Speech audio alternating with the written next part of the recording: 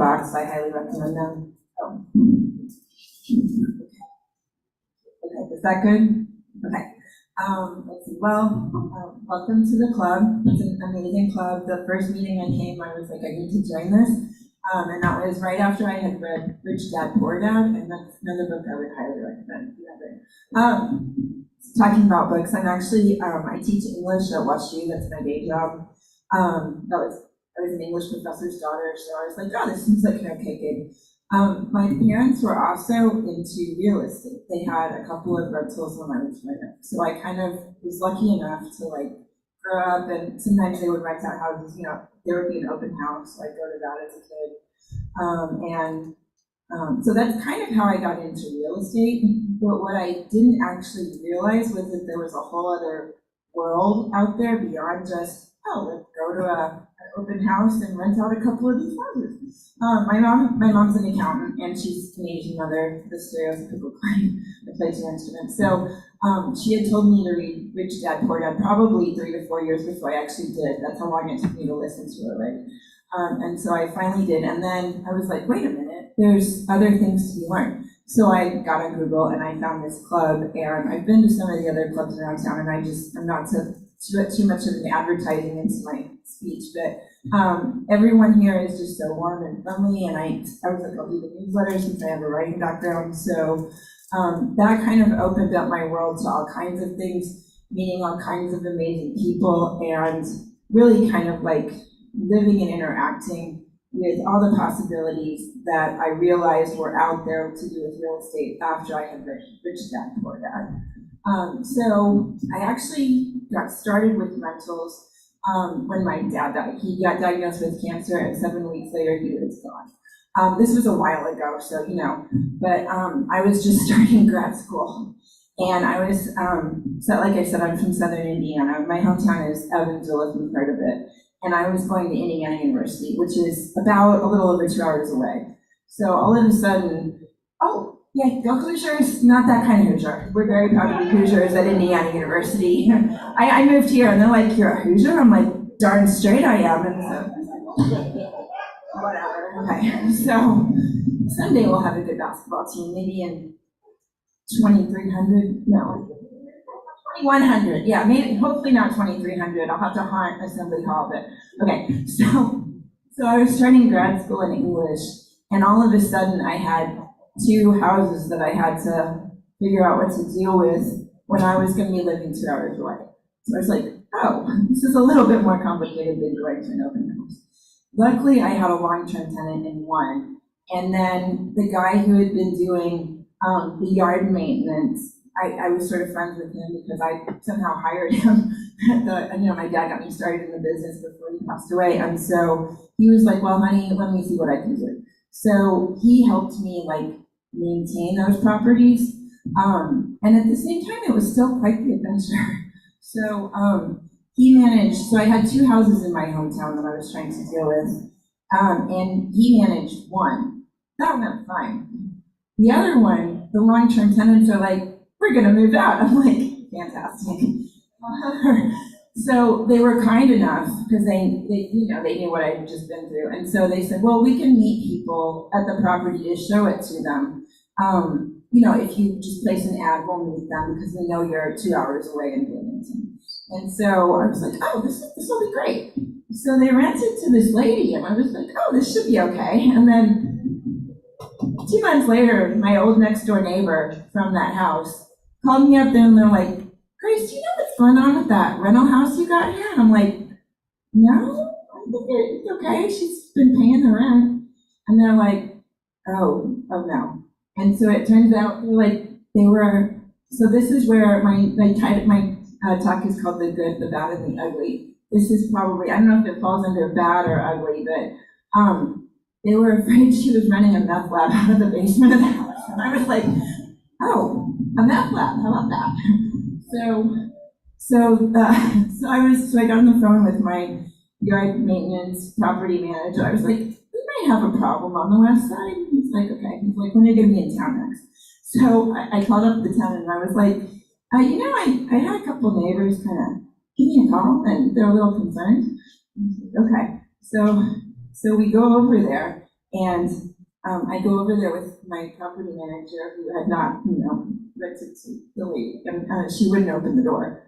And we'd given her 24 hours warning, but she's like, I'm not decent in here. I'm like, well, you could go on a rope or some clothes and so we could come in. And she's like, no, no, no. So it kind of turned into a situation. So then, luckily for me, the property manager said, okay, well, let me look into what I need to do to get this figured out. And it turned out, luckily, she was not actually running a meth lab. However, he figured something out, and he's like, okay, so we can figure out a way to get her out of there, and then he took over and handled it. So at that moment, I did not realize how important property management was, but I did realize how important it is to screen your tenants carefully. I didn't have a box on my application that says prior meth lab experience, so maybe I should include that. It didn't occur to me because I said, you could. So once we took care of that situation, things were kind of running smoothly for a while.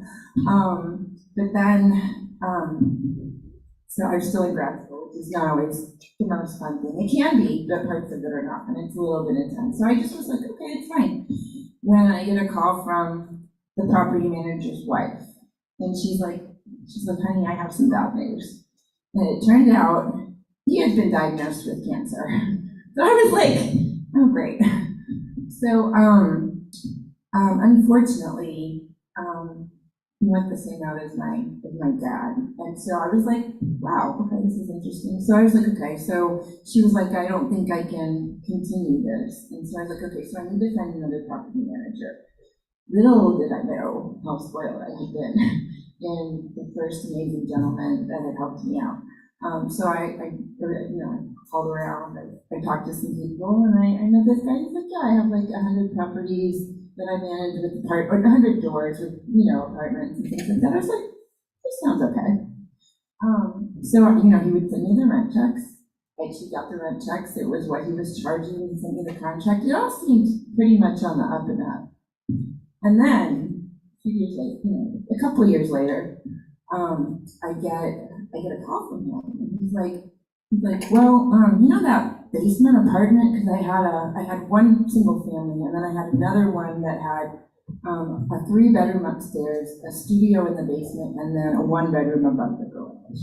And he's like, there was this grand piano that was being stored in the basement apartment. He's like, I got a call.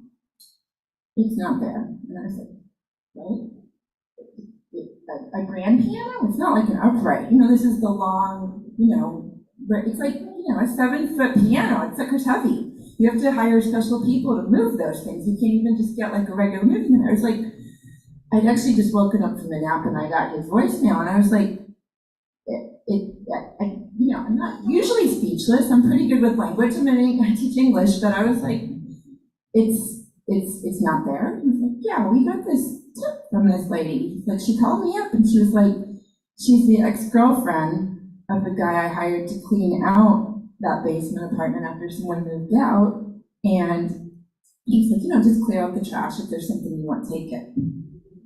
I was like, oh, okay. So it turns out he thought that included the piano. So the only reason we even found out about it was because they broke up, and she was like, oh, I'm gonna get you, it was revenge of the ex, woman scorned and all that, it's in the Bible. And so she sort of told on him to the property manager, and he was like, how do you get a grand piano? There's only a single door into this little basement studio. And so it turns out, you kind of have to give the guy props for creativity, but somehow he got a grand piano out a single door, through the doorway, into the back of some sort of flatbed, took it 40 minutes through the back roads of southern Indiana, which is a little hilly, and got it into his own house and set it up. I was like, maybe he's in the wrong profession. Did you ever consider being a piano mover? It's not an easy thing to do. And so I was like, all right, okay. So I was like, well, I have to figure out how to get this back. because they're like, well, we don't have any proof beyond this witness. And so I was like, all right, now what do I need to do? So I found out I had to get some sort of proof that it had been there, and then a sheriff would show up to the property of the man who had taken it on the back road and missed his calling his piano mover. Then at that point, I would need to have another piano mover, you know, a regular piano mover on hand to remove it from his place.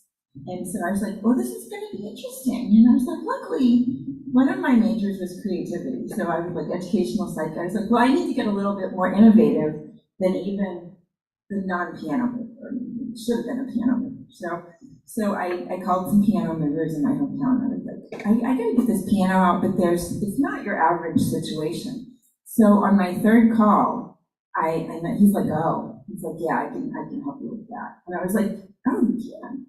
He's like, yeah. He's like, I've been in the middle of, you know, fights over pianos and divorces and like, you know, skirmishes. I was like, this is a whole, again, real estate has opened my eyes to a whole new world. I didn't realize that piano movers could be in the middle of such conflict. I was like, well, maybe you could be part piano mover and part like, you know, there's people on TV that either defuse bombs or talk down someone who's holding people captive. I was like, I didn't know you had to have negotiation skills in order to be a piano mover, but luck was on my side again, and I found someone who did.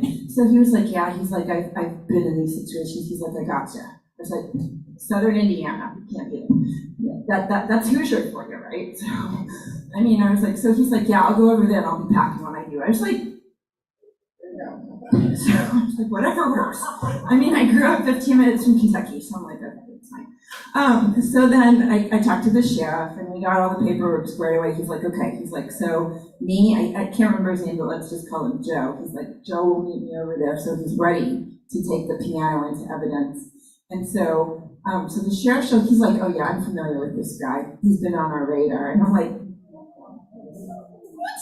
Like, you know, I know about speeding tickets, that's it. Like, you know, like I get parking tickets, maybe I have a little bit of a lead foot occasionally, you know, but I was like, on the radar. Oh, he's on the radar. Okay, well, you're familiar with them. He's like, yeah, he's like, his girlfriend's trying to go straight or something. I was like, yeah, luckily, or else I would have no idea where this piano had gone.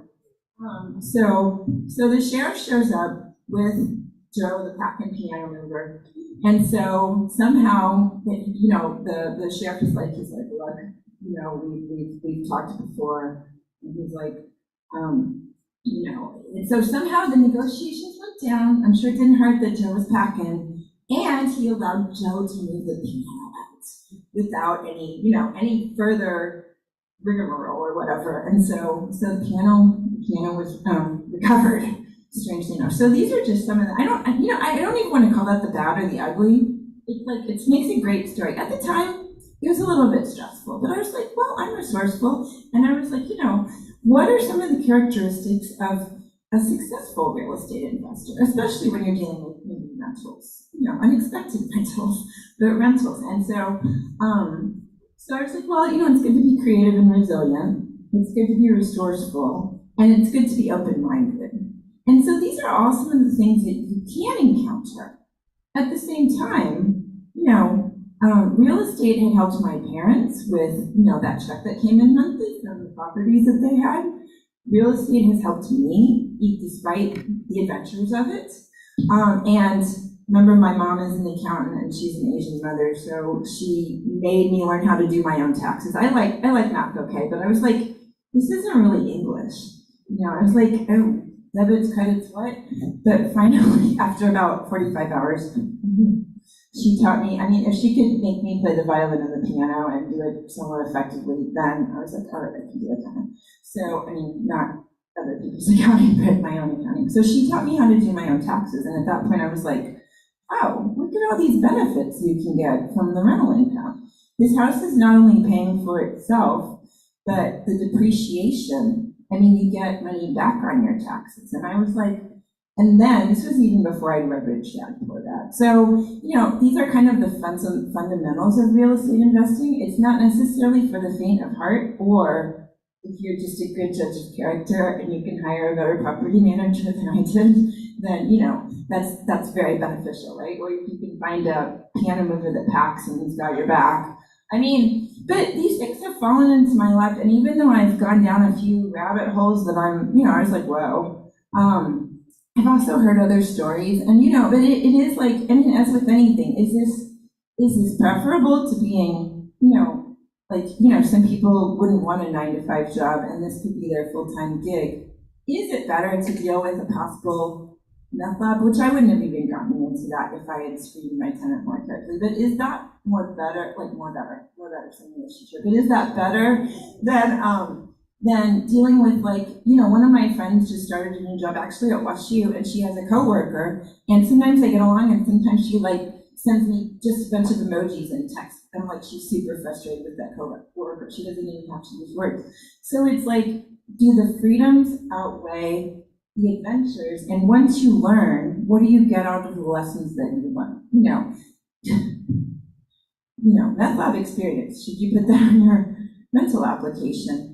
Property manager. How do you ask and interview a property manager to be sure that they've got you covered and maybe they aren't overstretched with 100+ doors? If they hadn't had so many doors, then I doubt the grand piano would have been stolen, because the guy who did it, who had been on the radar of the sheriff, he just found him on Craigslist. That's not a bad way to find people. I found my amazing yard property management guy kind of just, randomly. So you can hit gold at the same time, you just got to be careful. So if you just take a little bit of care and you learn from the lessons and you interact with other people, then I would say, even rentals with real estate investing is one of the most enjoyable, and even with the challenges, it's one of the most rewarding and fulfilling things you can do. Does anyone have any questions about anything so far? I do not own those anymore, to be honest.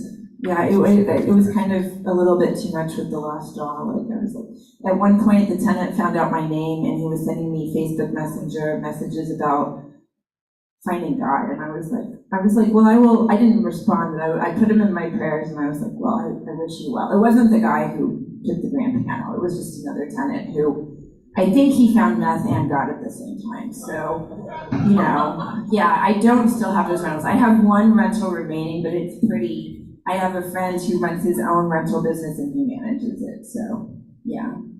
But I didn't get out of it just because of that, but it was more because it was like 3 hours away from St. Louis, and I was like, maybe I need to rethink what I'm doing. So.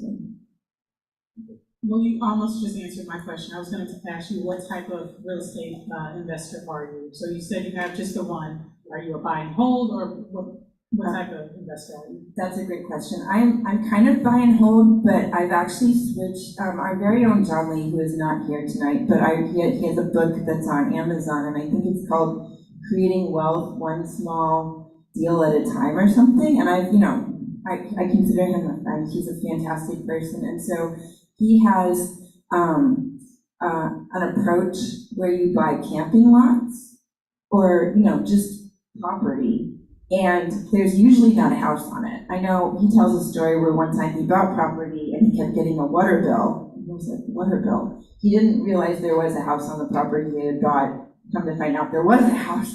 So, but I decided to follow that because I don't know if you've heard of Scott Myers. He does self-storage, but he says something about no toilets, tenants, or trash.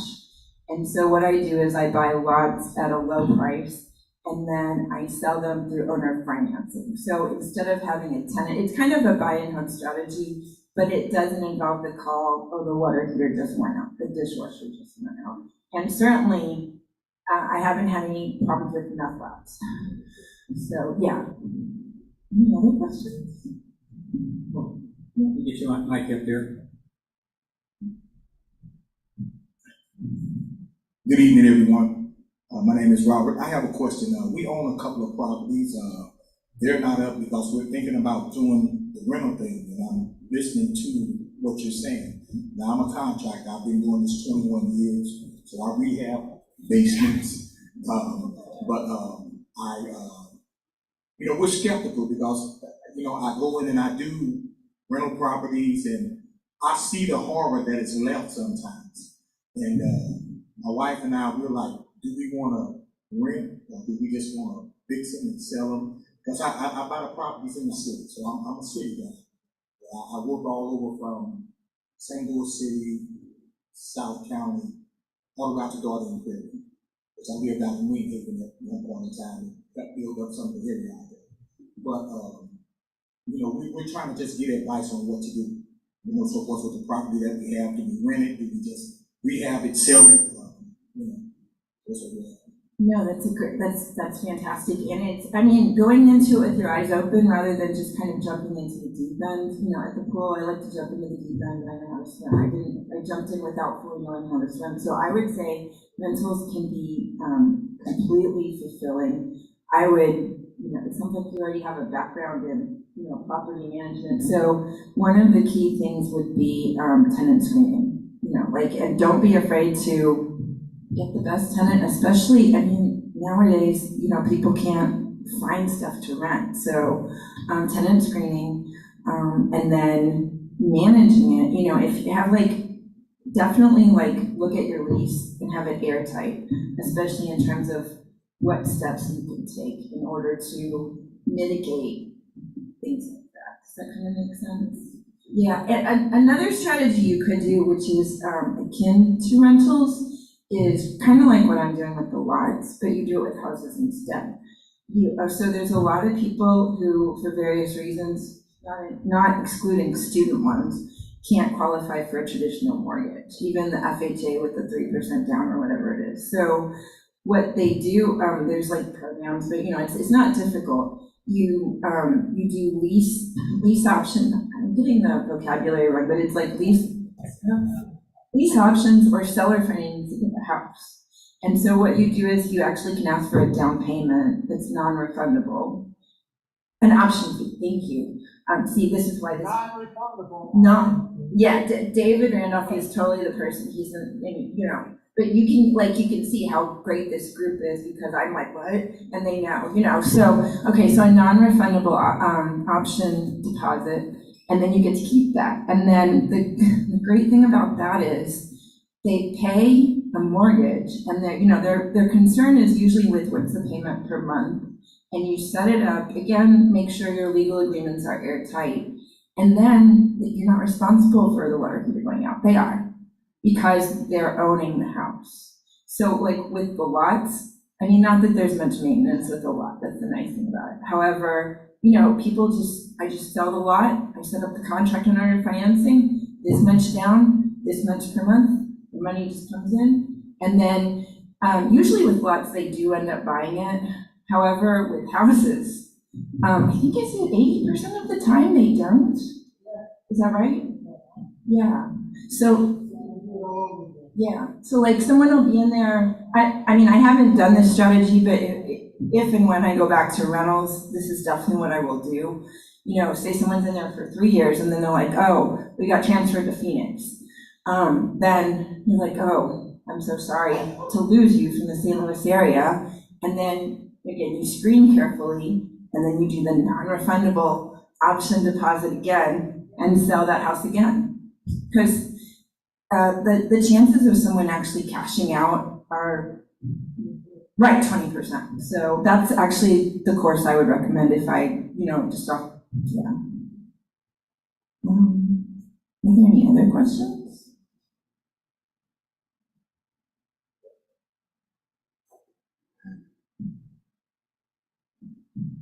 Going along with tenant screening, do you have a screening process with your properties that you buy and then seller finance? I do not currently because I'm still a little wary, and so I'm going to ease my way into the shallow water of the real estate world again, which is why I'm mostly doing lots. However, like one of my friends, she had like 30 rentals between her and her parents, and they had a screening company, and she certainly didn't have anything like a meth lab. Most of their properties were in St. Louis City, and because their screening was so good and stringent, they didn't have problems like I did, and people usually actually even just pay the rent as well. So I don't have a screening process, but you can hire a company to do that.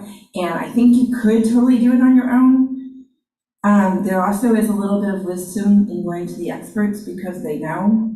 So even though, you know, it's money out of pocket, then you don't get a call from the neighbors and, hey, there may be enough. So, I mean, it's six of one, half a dozen of the other, right? At this point, I would outsource it to the experts. I would probably read about it and learn about it so that I could like interview them and make sure, or, you know, get a recommendation from someone, but at the same time, I would actually have someone else handle it.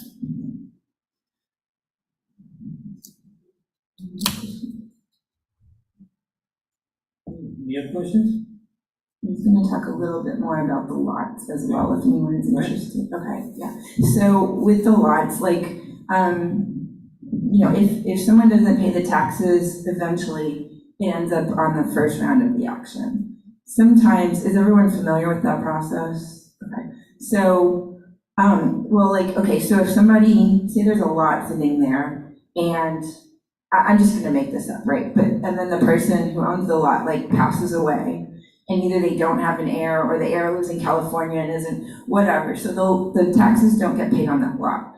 So eventually, when the back taxes pile up enough, the government will take that lot and try to auction it off. Now, auctions are usually held in August for this stage, but sometimes there are properties or lots or houses or whatever that are not sold at the first year auction. So then the next year, it's back on the auction block again for the second year. Doesn't sell again. Third year, doesn't sell again. So after that, I go into what's called like kind of over the counter. In the August auction, you have to go there and bid on it usually, or else it's an online auction, something like that. Over the counter properties, you can just contact them in May and ask what's the asking price, and you can just purchase it. And it's usually like much lower. Now, there's other things you need to, you know, you still need to do due diligence. Are there HOA fees on the properties? Are there liens against the properties? If you get a property for $500, there's $10,000 worth of liens on it for some reason. That doesn't work, right? The math doesn't work. But if it's like, you know, you get to kind of know the property a little bit, sometimes you actually want to go and visit it. If it isn't an HOA, you want to talk to that board and become friends with them. So, you know, people want properties for all different types of reasons. They might want to put a camper on it. They might want just like 2 acres to get away from it all. They might want to eventually build a house on it. They're looking for all different types of stuff.